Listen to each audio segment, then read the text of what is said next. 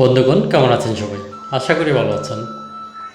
আপনারা এই ভিডিওতে যে দেশি মোরগ মুরগিগুলো দেখতে পাচ্ছেন, এগুলি আসলেই খুব ছোট আকৃতির এবং এরা খুব অল্প জায়গায়, অল্প সময়ে, অল্প ব্যয়ে আপনি অধিক পরিমাণ এই ধরনের মোরগ এবং মুরগি পালতে পারবেন। এরা দেশি জাতীয় মোরগ মুরগি।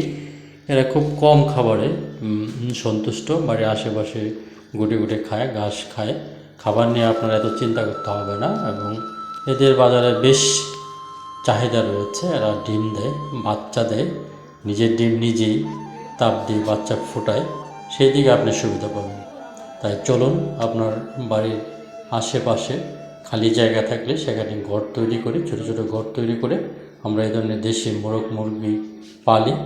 এতে আপনার পরিবার যেমন আর্থিক সুবিধা পাবে, তেমনি আমিষের চাহিদা মেটাতে পারবে এবং দেশের অর্থনীতির চাকা ঘুরবে, দেশের আমিষের চাহিদা মিটবে।